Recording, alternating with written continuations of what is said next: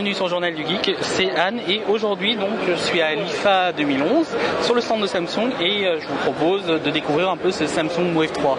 Donc je reviens pas sur les caractéristiques puisque vous les avez par écrit sur le site, donc je vais juste vous faire une petite démonstration donc rapide et comme vous pouvez le voir ici déjà que le design est assez joli, donc avec une coque tout en alu, donc ça change quand même de ce qu'on a avec le S2 et toute la Galaxy, toute la série des Galaxy S qui propose quand même un design en plastique. Voilà.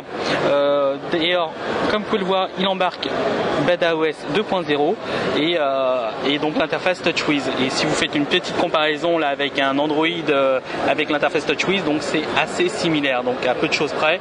Donc franchement, on n'est vraiment pas dépaysé quand on passe d'un smartphone Samsung à un autre. Voilà, donc là le Wi-Fi marche plutôt bien, je pense. Petit tour sur les applications, c'est assez classique, c'est vraiment, on a vraiment l'impression d'être sur un Galaxy S, donc ça c'est assez appréciable.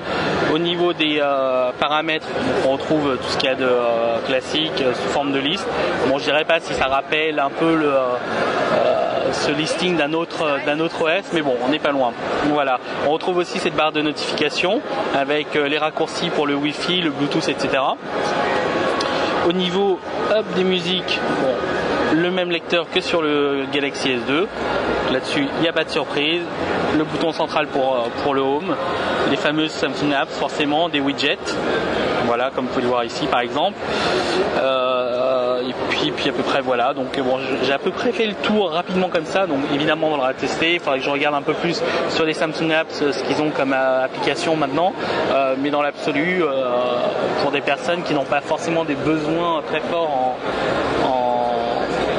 en application, Samsung devrait proposer un large choix et tout ce qu'il faut pour profiter d'un smartphone, sachant qu'en plus bon, c'est quand même un bel écran AMOLED. Donc attendez, je vais essayer de trouver juste une galerie. Où est-ce qu'elle est cette galerie? Hop, voilà. Donc trouver la galerie pour montrer un peu les images.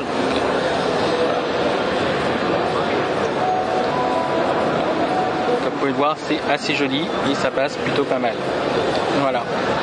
Donc je reviens vite fait pour finir sur le design. Donc on retrouve ici le capteur de luminosité avec la webcam qui est de ce côté, l'APN, je ne me rappelle plus de combien c'est, le micro et le haut-parleur.